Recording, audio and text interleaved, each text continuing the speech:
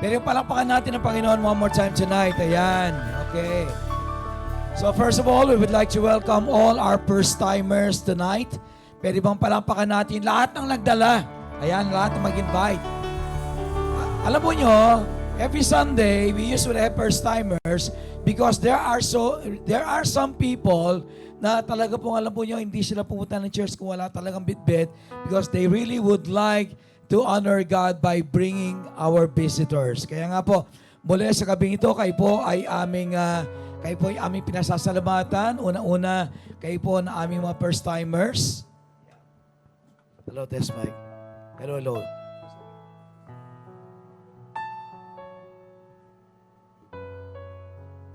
Hello. Yan. So one more time, we would like to welcome all our first-timers. Today po is the third Sunday po ng ating Back to Church Sunday. And next Sunday will be the last.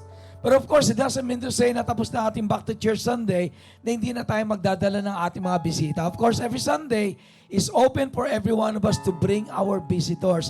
Because one thing to really honor God is that every Sunday po, lagi tayong merong bit-bit. Amen?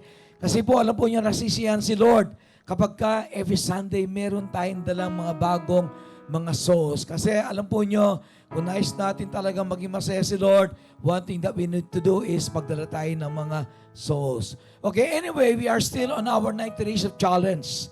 Kukumustahin ko po yung inyong mga challenges. Okay, so tayo pong lahat na kumuha ng mga manuals. I think around 200 to 300 manuals po ang ating distribute, and I believe every one of us, ginagawa po natin yung ating mga challenges. Amen?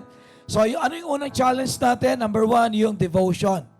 So, makita po ng ating 90 days challenge, you would like to be able to develop the culture of reading your Bible every day. Hindi lang po ipagbasa ng Bible, kundi at the same time, of course, with prayer. And then secondly, yung pong goal po natin sa ating 90 days of challenge is during the 12 weeks ay wala tayong absent. Amen? So, ilan po sa inyo ang complete attendance simula po na nagsimula tayo ng ating 90 days of challenge, magsabi ng amen. Yan, kasi ang goal natin ay yung 12 weeks na sunod-sunod, talagang walang absent. Not only that, dapat darating sa oras. Amen. So, it's not only about coming to church, but coming to church on time. Kasi po alam po nyo, ang church po ay iba't ibang bahagi yan. Yung first part po ng ating service is worship. Yun po ang part na para kay Lord. Kaya kapag ka po na-miss po natin yung first part, na-miss natin yung para kay Lord lang, yung worship. Okay? At the same time po, yung mga challenges natin dyan ay yung pagdadala ng souls. Ayan sa ating Back to Church Sunday, meron pa tayong isang Sunday, that will be next Sunday. Kaya next Sunday po, itodo na natin. Amen? Itodo na po natin ang pagdadala ng ating mga bisita. Yan. So I hope every one of us are doing our challenges very well. What about yung pong memory verse natin? Ilan po sa inyo yung memory verse natin na gagawa natin? Alam po nyo, napakalaga, napaka-importante na meron tayong memory verse. Hindi lang yung mga Sunday schooler ang dapat merong memory verse, kundi dapat tayo pong lahat. Amen? Pwede pakiano yung aking timer? Yan. Okay. Okay, so this evening, I'll be talking to you on the topic, the all-new creation. Okay, yan po yung pag-uusapan natin. Okay, alam po nyo, yung mga car manufacturers, every now and then, ay nagpapalit po sila ng bagong modelo. Okay, alimbawa, nung bago ko, pagkatapos kong bilhin yung aking sasakyan, right away, pagkatapos po nung lumabas po yung bagong modelong Montero, sabi na, the all-new Mitsubishi Montero. But it is totally different from the one I have before. Okay? So alam ko, lalabas yung bagong modelo para makita ko sa picture, mas gusto ko pa rin yung forma ng dati. Kaya binili ko yung dati. Pero alam po nyo, every now and then, itong mga car manufacturers na ito, nag-i-introduce po sila ng mga bagong mga models, but the same name. Ano po? So, nagbabago lang po yung itsura ng sasakyan, but still the same name. Alam po nyo, tayo rin kumisan ay ganyan din po tayo. Ano? Because this does not only apply to cars, but at the same time to persons. Alam po niya sa Bible, sabi ng Bible, ano po, na sabi niya, if any man being Christ is a new creature, all things are passed away. Behold, everything is made new. So hindi lang po yung mga sasakyan, kundi tayo rin dapat. Ano? Okay, let's open our Bibles. Okay, tingnan muna natin to. Okay? Kasi ang topic na pag-uusapan natin ngayong gabi is, sabi the all new creation. Sabi dito, a new life means a turnaround, change of circumstances, and change of mission and purpose. If there is something na dapat nangyari sa ating mga buhay nung tayo born again is that we receive a new nature. Ang sabi ng Bible, we are a new creation. Diyan po sa 2 Corinthians chapter 5, verse 17 to 19, ay ganitong sabi rito, no? Sabi rito ganito, therefore, if anyone is in Christ, he is a new, what? Is a new creation. The old is gone, the new has come. All is from God, who reconciled us to Himself through Christ and gave us the ministry of reconciliation. Alam po ba nyo, na born again tayo, parang all new creation tayo. Bakit?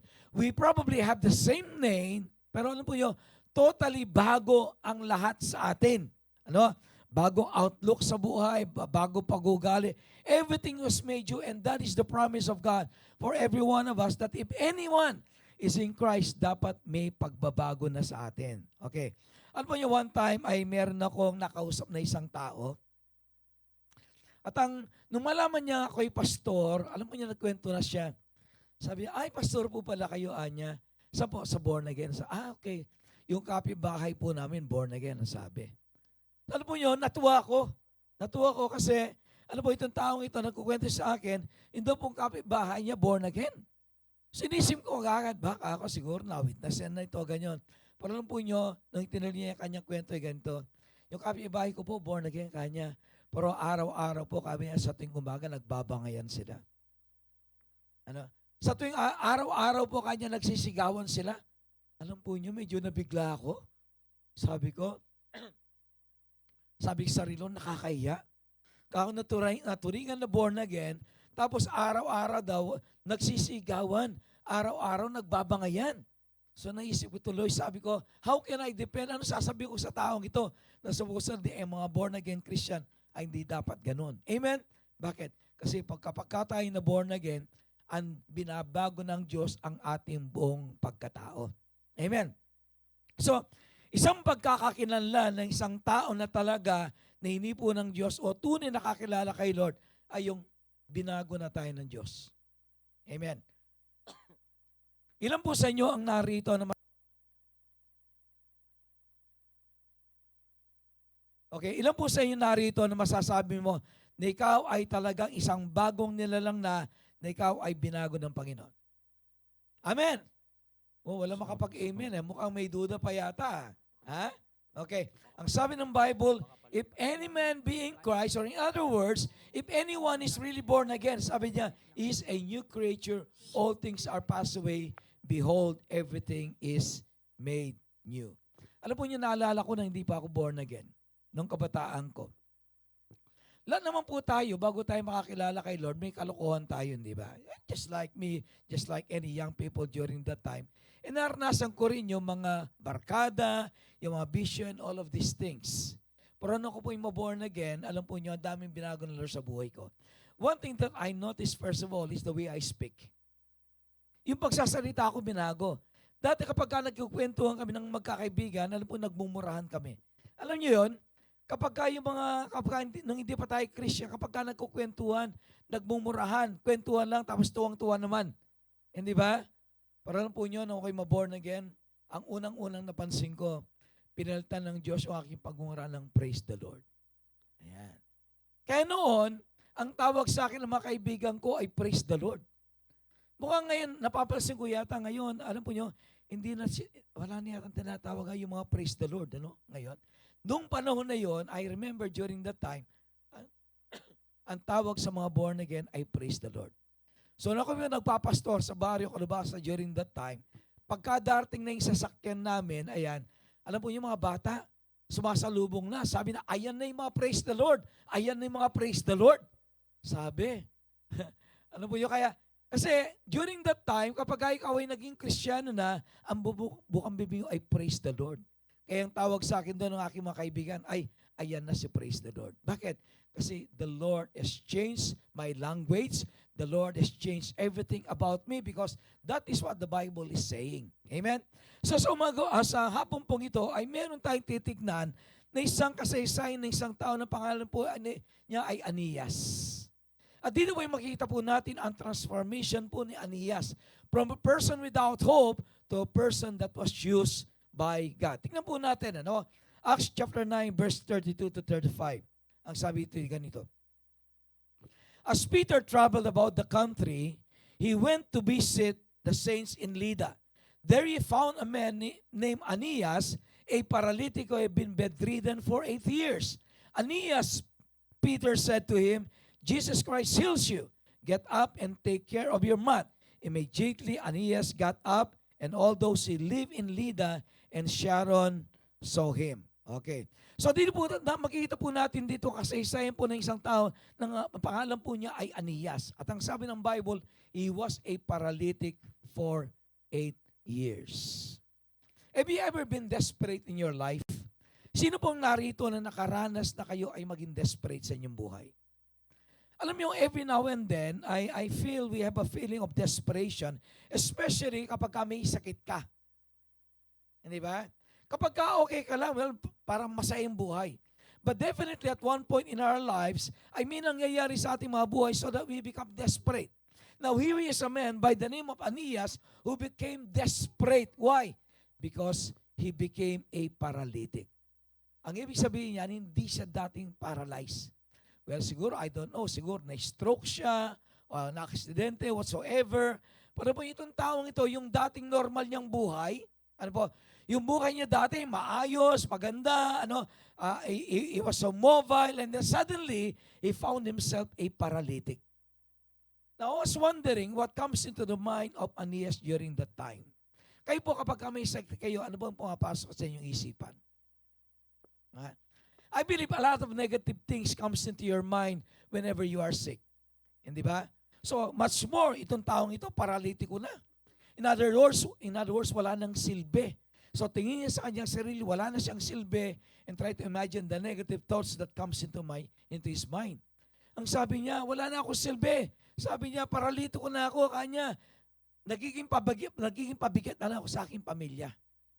So I would like to imagine this man, ang pangalan po ay Aeneas, yung desperation niya sa kanyang buhay. Alam po niyo, tayong lahat na nandito, every once in a while, we go through some experiences in our lives wherein we become desperate. Nagiging desperate tayo. Lalong-lalo kapag halimbawa may mga problemang dumarating sa ating mga buhay. Say for example, katulad po ni Aeneas, yung problema niya, nagkasakit siya. Ano po niyo? And because of the sickness, eventually he was immobilized and he became a paralytic. He became a paralytic. So for 8 years, 8 taon na po siyang paralitiko. And try to imagine the difficulty of life kay Aeneas. Pero lang po nyo, dito makikita po natin na if ever God allows something to happen in our life, remember that our God is a God of purpose. Amen. May plano pala ang Diyos kay Aeneas. Sa kanyang tingin, para siguro inisip niya, pinarurusahan ako ng Diyos, wala na akong pag-asa and all of these things. But he didn't know that God still has a plan in his life. Now, tonight, I would like every one of us to look at the transition of Aeneas' life. Titingnan natin yung transition ng kanyang buhay. Okay. Number 1, ang sabi niya, a life of desperation. Ayan. Okay. Unang-una, titingnan po natin yung kalagayan niya. So the Bible tells us that Aeneas is a paralytic man. Ano po? Ang ibig sabihin niya, kapag paralyzed ka, immobilized ka, wala kang silbi, unproductive ka, wala kang magawa. In other words, ikaw ay nagiging pabigat. Siguro pinapaliguan ka na lang, pinapakain ka na lang, and so on, so on. You cannot even take care of yourself. And try to imagine the desperation of Aeneas in that situation. Kapag ka nasa ganyan kang kalagayan, alam po niyo, para bagang awang-awa ka sa sarili mo. Awang-awa ka sa sarili mo. Si Aeneas po he was living a life of desperation. Sabi nga sa Acts chapter 9 verse 33, sabi niya, There he found a man named Aeneas, a paralytic who had been bedridden for 8 years. So isang araw po si Pedro, ay naglalakad at nadaanan niya itong si Aeneas. And then, ang sabi ni Pedro kay Aeneas, ang sabi niya, Aeneas, sabi niya, Jesus Christ heals you. Sabi niya, get up and take care of your mat. Suddenly, alam po niyo, after 8 years, here comes a man by the name of Peter. So nakita lang po niya sa Aeneas, siguro nasa tabing daan lang, and I believe the Holy Spirit spoke to Peter during that time. I believe that is a moment that was arranged by God for Aeneas to be able to receive his miracle. Ano po niyo? Para matanggap po niya kanyang himala from a life of desperation. Kayo po, sa gabing ito, kayo po ba'y dumanas na sa inyong buhay na kayo ay naging desperate? Ngayong may problema ka sa trabaho, may problema ka sa asawa, may problema ka sa pag-aaral mo, di ba? May problema ka sa pera. Sino po sa inyo nakaranas na, alam mo, maaari siguro hindi ka paralyzed sa sa katawan. Pero po nyo, marami sa atin, hindi nga paralyzed sa katawan, paralyzed naman ang bulsa. Di ba? So ilan po nandito na paralyzed ang bulsa? Magsabi ng amen. Napakahirap din no? Yung paralyzed ang bulsa. O di naman kaya, halimbawa, iba sa inyo, paralyzed ang love life. Ayan. Sino po sa inyo ang merong date ng Valentine's Day? Sino tumanggap ng bouquet of flowers and chocolates? Meron ba? Okay?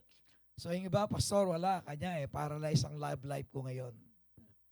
Pero there are many areas of our lives wherein we can be paralyzed. Hindi lang naman sa katawan, Maaaring paralyzed ang spiritual life mo, paralyzed ang business mo. All of these things can bring desperation to every one of us. So we can probably identify with Aeneas because probably at one part of our life, isang bahagi ng ating mga buhay ay paralyzed tayo. So because of that, we become desperate. Nagiging desperate po tayo. Try to imagine this man. Siguro, every day of his life for the last 8 years, nandun na lang po sa banig ng karamdaman. Ano po? He couldn't even get up. He can even do anything for himself. Kailangan siya pakainin, subuhan, paliguan, and everything. I can imagine, siguro sa isip ni Aeneas, sabi niya, ano ba mang klaseng buhay to, Lord? Buti pang mamatay na lang ako. So he was a very hopeless man. He was a very hopeless man. Pero alam po nyo, eventually he did not remain hopeless because one day, Peter came around and saw Aeneas. Sabi nga yung binasa natin kanina, Acts chapter 9 verse 33, there he found a man named Aeneas, a paralytic who had been bedridden for 8 years. Ang sabi po sa Job chapter 14 verse 1, man born of a woman is of few days and full of trouble. Yan po ang sabi po ni Job. Sabi niya, man born of a woman is of few days and full of trouble. Alam po yun, maikli lang ang buhay ng tao sa ibabaw ng mundong ito. And yet, ang sabi po ni Job, it is still full of trouble. Di ba? Napakaikli lang ng buhay ng tao, pero yung buhay nun, if you have 70 years, if you have 60 years, or even 80 years, ang sabi po ni Job, life is full of trouble. Kaya wag po kayong magtaka. Ano po, wag kayong magtaka. Lahat po tayo, mayaman, mahirap, may pinag-aralan, walang pinag-aralan, bata, matanda. Lahat po tayo, there are a lot of troubles that comes our way. Kaya sabi nga sa next slide, sabi niya, a life of trouble. Ayan. Tayo daw po ang buhay natin ay madalas marami tayong mga troubles. Number 1, at alam po nyo, makikita natin to ay dugtong-dugtong. Magkakamag-anak yan. Number 1, makikita po natin dito ni si Aeneas ay meron siyang physical trouble. He was a paralytic for 8 years. At alam po ba ninyo, because of that physical trouble, kasunod noon ay yung mental and emotional trouble. Pagka ang isang tao ay may sakit, alam po nyo, pati yung mental at emotional niya, nagkakaproblema din. Diba? Mapapansin nyo kapag ka ang isang tao ay may sakit, ano mo makikita na mapapansin nyo? Buisit po yan. Hindi ba? Easily annoyed, madaling magalit. Kahit kayo, hindi ba? Kapag ka may sakit kayo, hindi ba? You are easily annoyed. Bakit po? Kasi kapag ka ang tao, meron po siyang physical difficulty, meron siyang physical trouble, then kasunod po noon, dumarating yung mental at saka emotional troubles. So it starts on the physical. It starts on the physical and then it goes on to the mind and then to the emotion. So much so that later on, kapag ka meron kang physical troubles, hindi ka makausap ng maayos, hindi ka magkatrabaho ng maayos. Bakit? Kasi nga po, meron kang physical trouble. I remember, meron tayong mga kapatid na alam po niyo, nagkaroon ng karamdaman, especially during the pandemic. Sabi na, Pastor, sabi niya, I am in so much pain. I cannot even pray. Sabi niya, I cannot even pray. Sabi niya, bakit? Because of mental and emotional trouble. Kaya alam po nyo, yung may mga sakit, kailangan po maging maunawain kayo. Ano ba? Si nanay, si tatay, si lola, si lolo, kapag kami sakit yan, kita mo, ang hirap pakisamahan yan. Di ba? Maya nakasigaw yan. Bakit? Kasi nga po, dahil sa nararamdaman. Tayo po, na walang nararamdaman, we must be understanding of these people. And I can imagine Aeneas during that time, living that kind of life, is annoyed. At the same time, meron siyang mental at saka emotional troubles. Bakit? Kapag ang isang tao may karamdaman, sumusunod po yung mental at saka emotional troubles. And then pagkatapos po noon, kapag meron kang physical troubles, mental and emotional troubles, ayan, nagkakaroon ka rin ng financial trouble. Bakit? Kasi kapag kapot, kaya sabi nga nila, bawal magkasakit. Di ba? Bakit? Kapag ka nagkasakit ka, na hospital ka, naku, ayan na. Sabi niya, kung di ka mamatay sakit, sabi nga, mamamatay ka sa babayaran mo sa hospital. Di ba? When there is physical troubles, there is mental and emotional troubles, and then there are financial troubles. Kapag ka po merong isang tao sa atin sa loob ng tahanan na merong sakit, ayun, lahat ng pera lumalabas, lahat ng ipon ninyo lumalabas, mauubos yun hanggang eventually wala na kayong mailabas. Di ba? Kaya titingnan po natin dito, magkasunod-sunod yan, magkaanak yan. And then pagkatapos noon, ayun, because of financial troubles, nagkakaroon na ng family problems, nagkakaroon na ng marital troubles. Eventually, kung makikita po na sa buhay po ni Job, eventually, iniwanan siya ng kanyang asawa. Di ba? So there is a problem with relationships. And then eventually, sabi niya, there are spiritual troubles. Pagkatapos yan ay magsisimula po tayong pagdudahan si Lord. Magsisimula tayong pagdudahan ng kanyang pagmamahal sa atin. Di ba? Magsisimula tayong lalayo kay Lord. Magsisimula tayong pagdudahan, totoo ba ang sinasabi ng Bible? Totoo ba ang Diyos? Bakit panalangin akong panalangin? Hindi ako nang pinakikinggan ng Panginoon. Probably for 8 years, that was what Aeneas is saying. So, Lord, ano ba Lord? Naririnig mo ba ako? Lord, pagagalingin mo pa ba ako? Lord, kung di mo na ako pagagalingin, kunin mo na ako. I can imagine Aeneas probably saying those things. Bakit? For the last 8 years, he was suffering. He was living a life of trouble. But one day, alam po nyo, yung number 2, tignan natin number 2. One day, his life was suddenly transformed. There was a name by the man of Peter na nadaanan si Aeneas. At nung makita ni Peter, si Aeneas, right away, the Holy Spirit spoke to Peter. Sabi niya, Peter, I would like you to pray for that man. I would like you to tell that man that today is his appointed time to receive his healing. So right away, I believe the Holy Spirit spoke to Peter, and then when Peter approached Aeneas, sabi niya, right away, sabi niya, Aeneas, sabi niya, Jesus Christ heals you. Sabi niya, take care of your mat. So suddenly po, from out of that desperation, ay dumating po itong man of God. dumating yung man of God ng Diyos na walang iba kundi si Peter. And he did not know that was God's appointed time for Aeneas. Try to imagine, naghintay po siya ng 8 years. Kaya po nyo, kay lahat na nandito, may pinagdadaanan kayo. Pero wag po kayong mainip. Okay.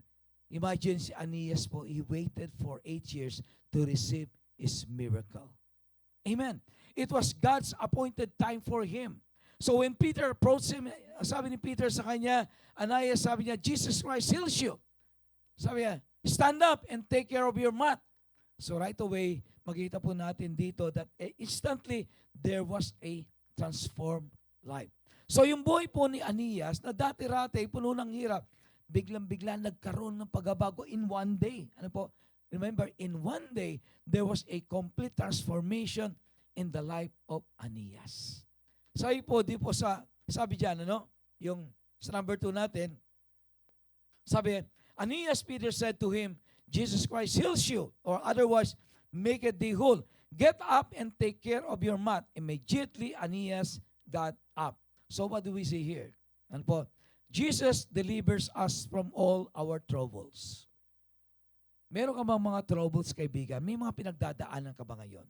Ano? Keep on praying and keep on believing. Aeneas, ano po, waited for 8 years. But his moment came.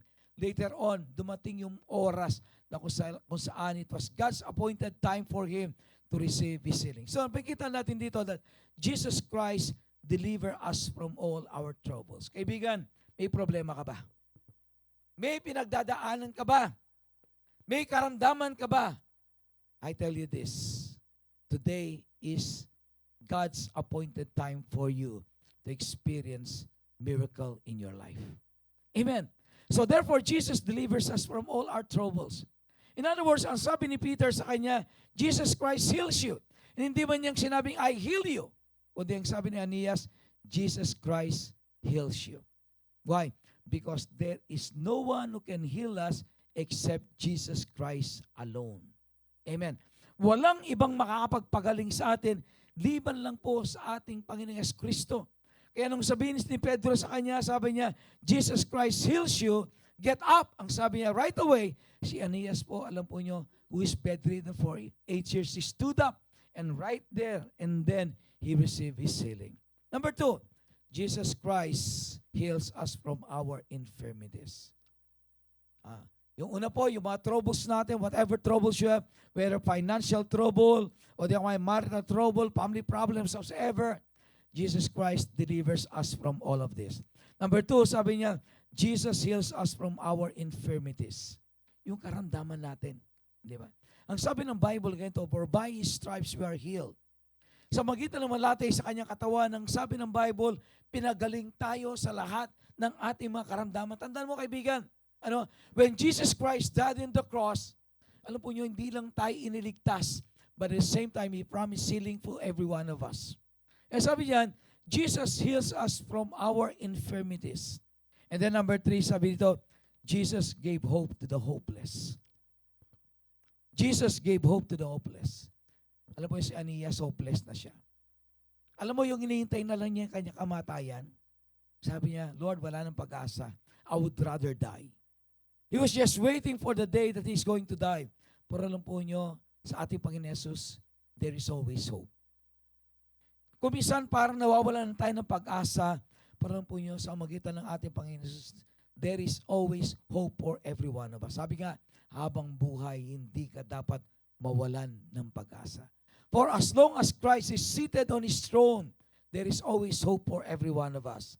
And then next, sabi niya, Jesus gave us a new mission. Okay.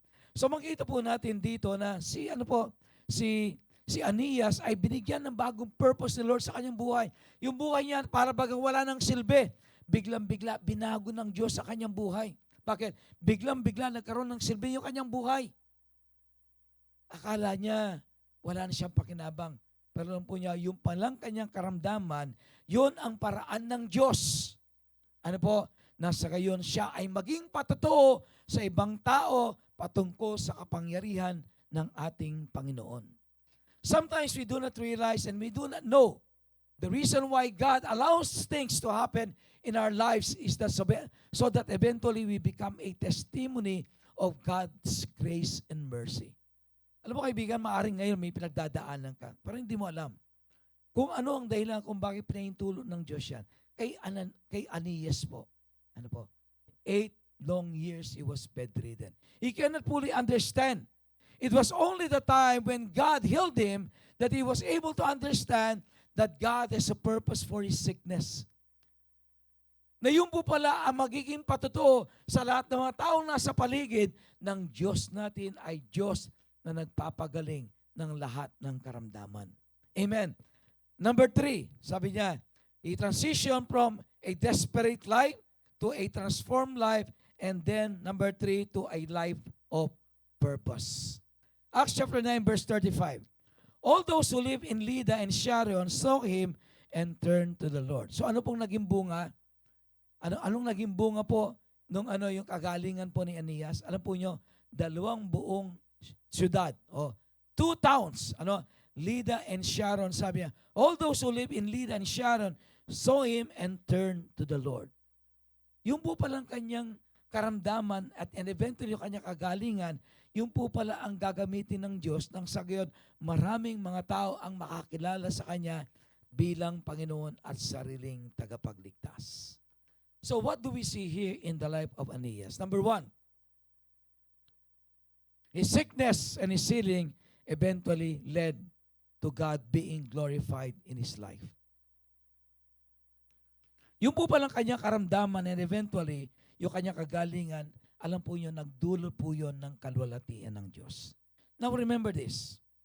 God healed Anias hindi dahil para maging masaya lang si Anias. No, I believe that God healed Anias because God would like to be glorified in the life of Anias.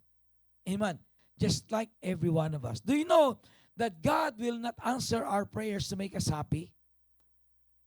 Alam po nyo, kailanman ng Diyos, hindi niya sasagutin ang ating mga panalangin para magmasaya tayo.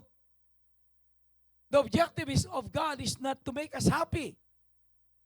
Makakala natin, kapag tayo nag-pray, sasagutin ng Lord ang panalangin natin para maging masaya tayo. No, God's objective is not to make us happy, but God is objective so that His name will be glorified. Amen. So I believe Anias is praying. He was probably praying for his healing. But God waited 8 years. Isipin mo, 8 years ang inintay niya. Pero when his appointed time came, alam po niya, at that very instant, he was sealed. At pagkatapos po yun, ang sabi ng Bible, siya ay naging patotoo sa maraming mga tao. So number 1, Anias transformed life, yun po ay nagbunga ng, sabi nga, God is glorified in his life. Number 2, he received a new identity. Ikalawa, si Anias po ay tumanggap ng bagong identity. Alam niyo siguro, dati si Anias ay kilala siya na the Anias the paralytic. Parang ganon. O yun lang po, kapag ka sinabi mo yung pangalang Anias, papasok agad sa kalang isipan ay yun lang po. Ganon. Hindi ba halimbawa tayo po may karamdaman o may bansag sa atin. Halimbawa, kung ikaw ay pilay, si Pedro pilay, o si Pedro pilangkod, parang ganun, di ba? So meron ka na kagad bansag sa'yo. So probably during the time when Anias did not yet receive his healing, siguro ang bansag sa kanya as Anias na paralitiko. Okay. So when they hear the name Anias, it means right away, in their mind, they begin to picture a man who is bedridden and paralyzed. But you know what? When he received his healing, he received a new identity. He received a new identity. Alam po nyo, ganun din po tayo. Nung hindi pa tayo born again, siguro, kilala ka, si Pedrong Lasengo, di ba? Si Mariang Sugarol, parang ganon. Di ba? May mga bansag sa atin. Di ba? Pero nung simula pong tayo ay maborn again, makakilala kay Kristo bilang ating Panginoon sa sariling tagapagligtas, alam po nyo, we receive a new identity. Si Aeneas, yung gumaling, si Aeneas, yung nagimala ang Diyos sa kanyang buhay. So he received a new identity. In the very same way, kapag ka po tayo binago ng Lord, when we experience God's healing and God's transformation in our lives, we receive a new identity. Yung nga po, nung ako'y ma-born again, ayan, ang tinawag ang bansag sa akin, praise the Lord. Pagka sinabi yung aking pangalan, praise the Lord, Ada. Bakit? Kasi nagkaroon po ako ng bansag na praise the Lord. Kasi tuwing magsasara, praise the Lord, praise the Lord, praise the Lord. Lagi na lang akong praise the Lord, dumalabas sa bibig ko. Kaya ang tinawag sa akin, praise the Lord. So yung mga kaibigan ko, pagka pinag-uusapan ako, si praise the Lord, sabi niya. Pero mukha nga natin ngayon, wala nang bansag na praise the Lord, ano? Wala na akong narinig ngayon na praise the Lord. Yung mga praise the Lord. Ganon. Di ba? Noon po kasi ang bansag sa mga Kristiyano noon ay praise the Lord. Di ba? Ngayon ang bansag nasa atin ay mga born again. Di ba?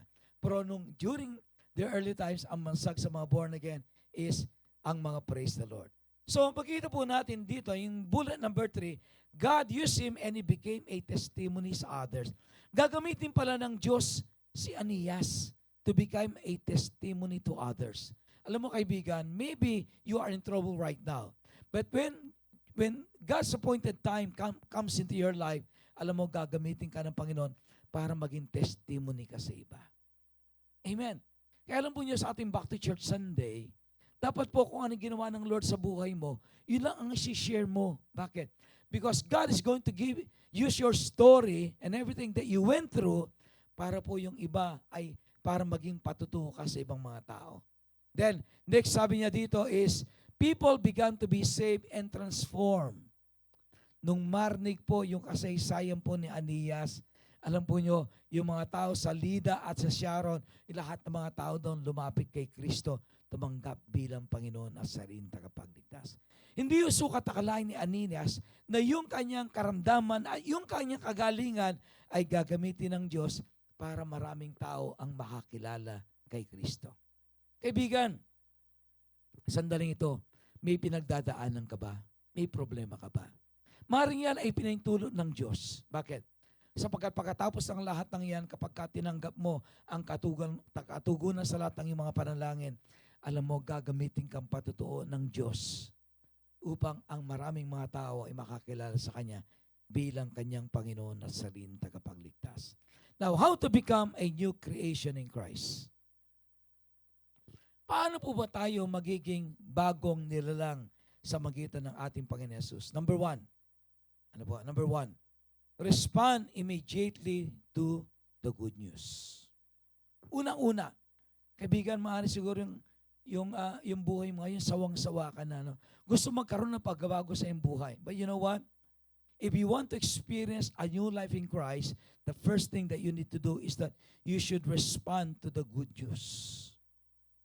Alam po nyo yung magandang balita. Ano po yung magandang balitang yan?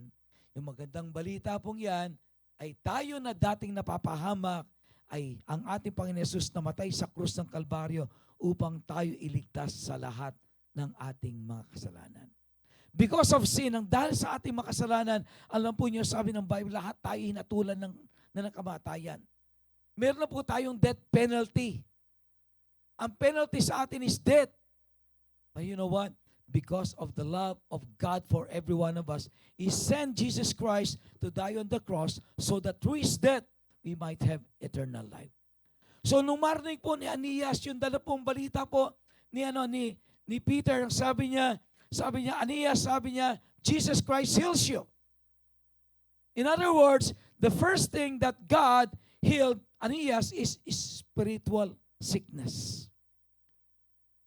The first thing that God did for Aeneas is that yung nakakilala siya kay Lord. Sumunod na lang po yung kanyang physical healing. But the first thing that he experienced from God is that, alam po nyo, yung pong tinanggap niya, yung kanyang kaligtasan, nung tanggapin niya yung mabuting balita ng kaligtasan. Church, this evening, maybe you are here for the first time. But I would like you to understand what the good news is. The good news is this. You don't have to go to hell. Why? Because Jesus Christ died on the cross so that every one of us who are committed to go to hell, alam po nyo, iniligtas tayo ng ating Panginoon. Amen. All of us are destined for hell because of our sins. But Jesus Christ died on the cross so that all our sins can be forgiven. So that every one of us would become a new creation. So ano po dapat natin gawin? Number one, sabi niya, respond immediately to the good news. Kaibigan, ito yung good news ngayon. May nagbayad sa iyong mga kasalanan at yan ay wala ba kundi ang ating Panginoong Jesus. Amen. So, how can we receive a new creation? Number one, alam po nyo, you must respond to the good news and accept Jesus Christ as your Lord and Savior. Number two, ano po? Number two, sabi niya, surrender your life to Jesus. Isuko mo ang buhay mo kay Kristo. If you want to have a new life in Christ, the next thing that you need to do is surrender your life to Jesus. I believe at that point in time, when Peter told Aeneas about Jesus Christ, alam ko right away, he surrendered his life to Jesus Christ. Alam po niyo si Aeneas po, nagkaroon siya ng transformed life. Bakit? He surrendered his life to Jesus Christ. Kaibigan, sa gabing ito, I don't know what kind of troubles you are going through, but there's something that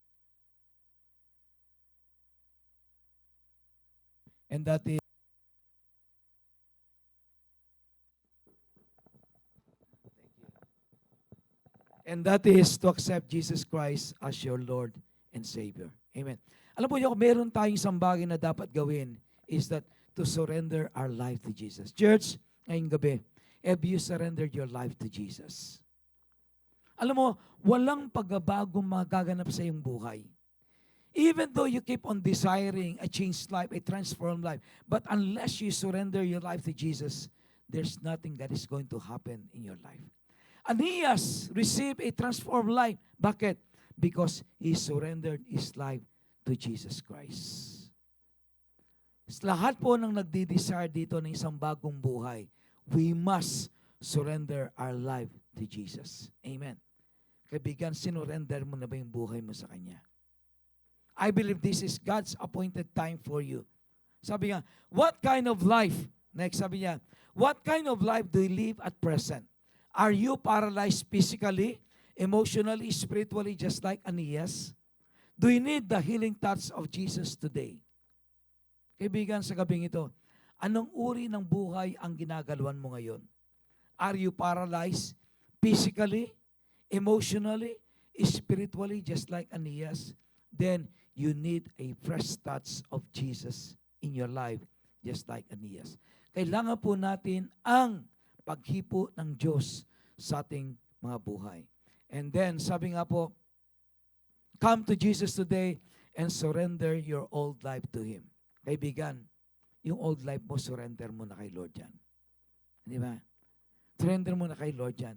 Dapat talaga wala nang mababakas sa atin yung lumang pagkatao. Dapat wala nang mababakas sa atin yung lumang pagkatao natin. Dapat we are a totally and completely a new creature in Christ Jesus.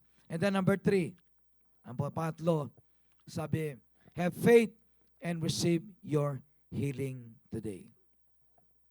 Have faith and receive your healing today.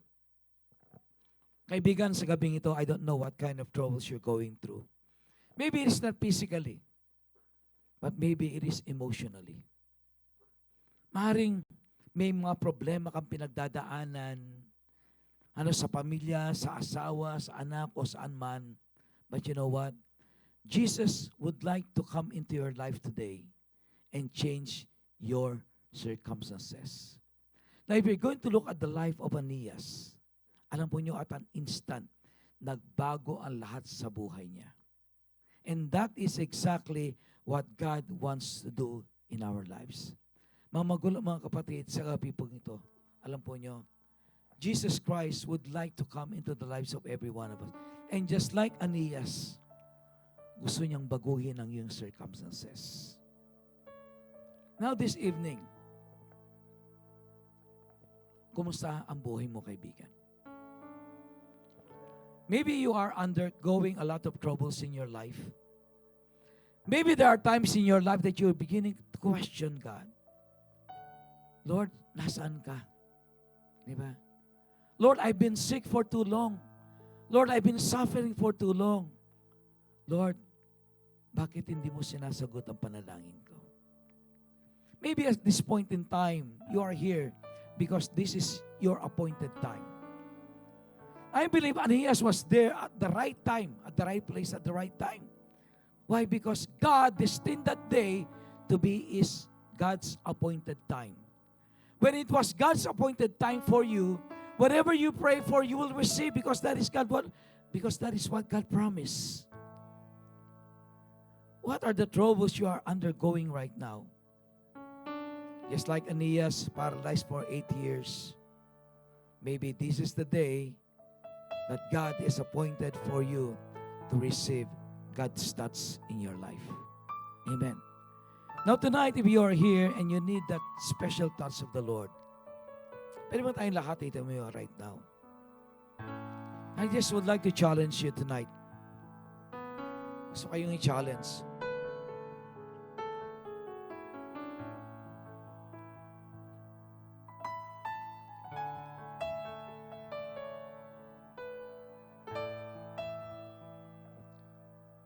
Kaibigan, is there anything that is troubling you right now? Meron bang mga bagay na bumabagabag sa iyo? Meron ka bang mga problemang pinagdadaanan? Meron ka bang kabigatan sa iyong buhay? Are you suffering for too long? Maybe years. But I tell you this, today is your God's appointed time. Today, God would like to come into your life. Today, God would like to change your circumstances. Kaibigan, if you are here for the first time, I challenge you. I believe the Lord is the one who brought you here. Ang Diyos ang nagdala sa iyo dito sapagkat gusto Kanyang ipuin. Gusto niyang paranas sa iyo ang Kanyang pag-ibig, ang Kanyang pagmamahal. But there's only one thing that you need to do, and that is to accept Jesus Christ as your personal Lord and Savior. Ngayong gabi, kaibigan, tapusin na natin ang paghihirap na yan. When Aeneas received his healing, ang sabi ni Peter sa kanya, Peter, sabi niya, take care of that mat because from now on, you will no longer be needing that mat of sickness. Simula sa araw na ito, hindi mo na kailangan yan. Iligpit mo na yan. Itabi mo na yan. Because today, you will be restored. Because today, you will receive God's healing in your life. Whether that will be spiritual or financial or physical, today is your God's appointed moment and God's appointed time. If you are here for the first time, I challenge you. If you want a transformed life, gusto mabago takbo ng buhay mo, kaibigan, tanggapin mo lang si Jesus bilang iyong Panginoon at sariling tagapagligtas. And if you are here for the first time, gusto kong sumunod ka sa maikling panalangin ito. Panginoong Jesus, lumalapit po ako sa inyo. Inaamin ko po na ako ay isang makasalanan. Humingi po ako sa inyong patawad. Binubuksan ko ang aking puso at tinatanggap kita bilang aking Panginoon at sariling tagapagligtas. Simula sa araw na ito, pagharian mo ang aking buhay. Maraming salamat po sa kaligtasan, sa kagalingan na yung pinagkaloob sa akin. Sa pangalan ni Jesus. Amen and amen.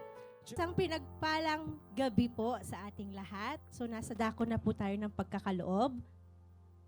Ako po si Fatima Grace Carlos o mas kilala po sa pangalang Mafi.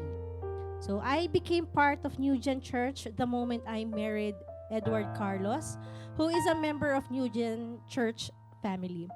So I want to share with you my Christian journey. I started attending church as young as 8 years old and started to walk by faith and have a personal relationship with the Lord at the age of 14. By then, I was guided and raised up by my parents to have a big faith. Kasama po doon ang pagturo sa akin na magbigay faithfully ng tithes. Growing up, it was established in my heart that I need to continue my faith and serve the Lord sa kabila ng mga hindi magandang nangyayari sa buhay namin. During that time, nabaon po kami sa utang ng pamilya ko dahil po yung nanay ko po ay na-scam ng kanyang kaibigan. Dumating din po sa punto na nahirapan na po ang aking mga magulang pag-aralin kaming tatlo sa college. Gayunman, natatandaan ko na sinabi po ng nanay ko na may mga sisidlan kami sa langit kung saan kailangan namin punuin ng paglilingkod at pagdakila sa Ama. Kasi pag iyon na inapuno, dadaloy ang pagpapala at halos hindi mo na mapipigilan kundi tanggapin lahat. It says in Deuteronomy 28:8, "The Lord your God will bless your work and fill your barns with corn. He will bless you in the land that He is giving you." Dahil po sa paniniwala na kayang baguhin ni Lord ang buhay namin, naglingkod po ako ng buong puso. Ako po ay nakasama sa iba't ibang ministries at my previous church at ginawa po namin ang lahat para makasurvive. Tinulungan din po ako ng tita ko na makapag-aral sa Manila. Kahit busy at halos wala po akong pamasahe, pinipilit ko pong makauwi, makapaglingkod lamang. Ang dami ko rin pong pinasukan na iba't ibang racket. Lahat po ng kinikita ko, maliit man o malaki, automatic po, binabawas ko na po ang tithes and offerings. After long years of serving the Lord, ito na po ang naging kapalit. Lahat po kami magkakapatid ay mga lisensyado, isa pong mechanical engineer, at 2 pong nurse. Yung isa pong nurse na kasalukuyan po ay nasa Germany, at ako po ay isang nurse associate ng isang multi-million hospital company sa US na nag-o-offer po ng sahod na hindi po nakakailanganin pang magtrabaho abroad. Sa sobrang pagmamahal ko po sa aking mga magulang, mas pinili ko pong wag nang mag-abroad para maalagaan ko po sila.